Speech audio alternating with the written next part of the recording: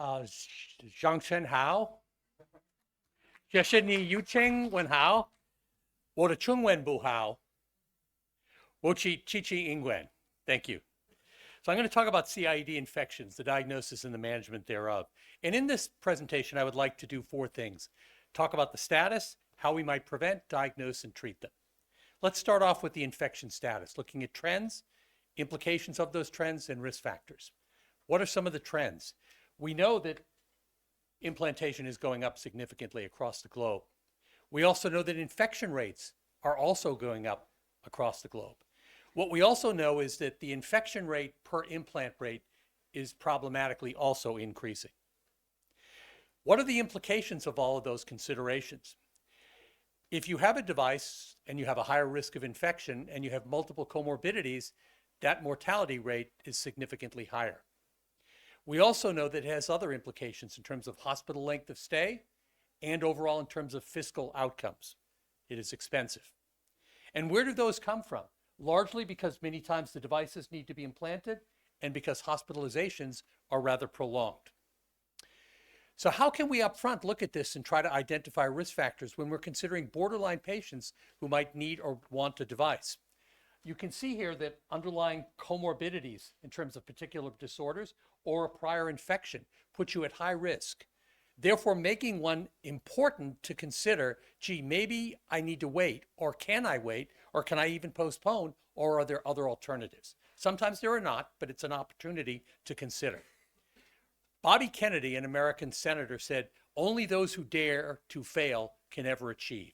So how can we move forward, being not afraid of potentially failing? Let's look at prevention, and I want to look at some general, pre-procedural, and intra-procedural considerations so we can hopefully lower that risk of CIED infections. What are some of the general considerations? Andrew Cron did this study, the PAVIT study, looking at the broader use of antibiotics in a more significant way. And although there was a trend towards improvement, it did not reach statistical significance, suggesting we only need to be simple in how we employ antibiotics. And the number needed to treat from this study to prevent one infection was 500 people, making it not a valuable approach in most cases. What about pre-procedural considerations? What can we do there? Let me talk about four considerations. Our last speaker talked about her experience in volume, and that is important. Typically, in most things that we do, low operators have a higher complication rate than high-end operators. So being confident in what you're doing and doing it frequently are important. We also know that the type of device can be a consideration. More complex devices, more procedural considerations that are complex, like replacements and upgrades. And when a patient undergoes more procedures, that is also a risk factor. So think about those things when you're considering whether you should do that. Sometimes temporary pacing is needed, but ideally, if you could avoid temporary pacing, in many cases you can, and you're going to lower your risk of infection. So that is a very important consideration. Preventing hematomas is also very, very key. They lead to infection, as you can see from these studies right here that looked at this issue.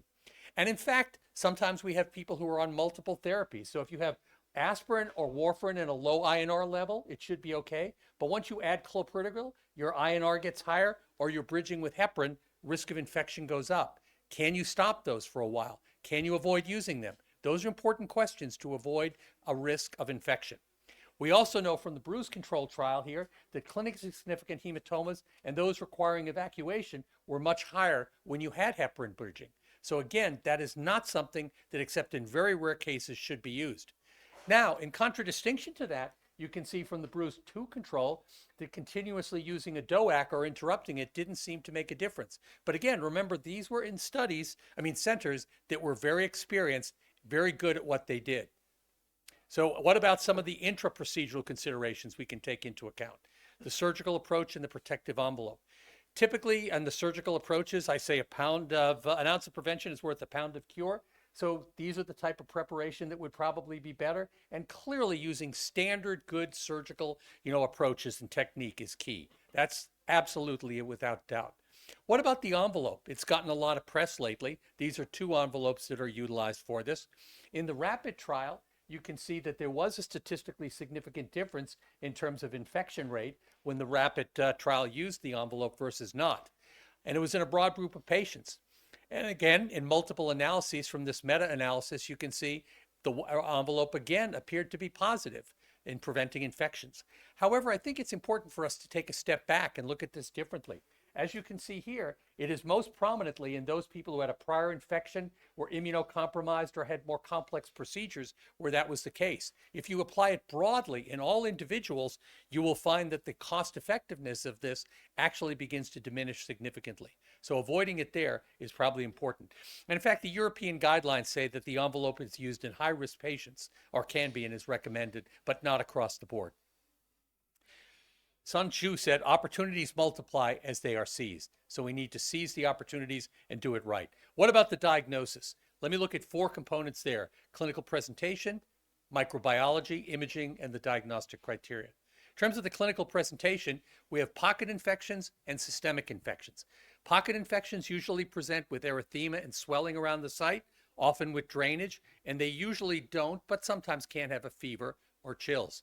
Whereas systemic infections typically present with bacteremia. They can have vegetations on the lead or on the valves.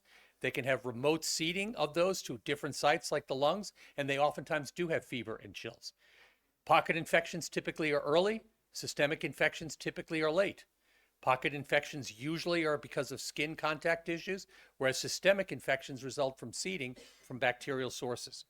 Blood cultures are typically negative with a pocket infection and typically positive, obviously, when you have a systemic infection.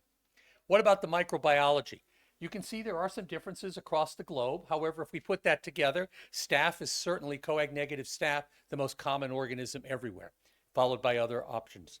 And that's important because if you look here by the criteria for definite or probable, possible infection, staph, coag-negative staph is much more likely to be associated with that. So when you see bacteremia with that particular organism and the patient with the device, you have to be more concerned.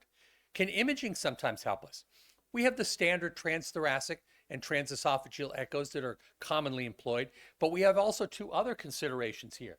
We can label with glucose, fluorinated glucose phenomenon, characteristic, because what happens is that immune cells that are present at the site and bacteria use glucose in a high manner. Therefore, that can be imaged and show positivity. Similarly, white blood cell scans can be helpful because neutrophils are attracted to the infection site to try to fight it off.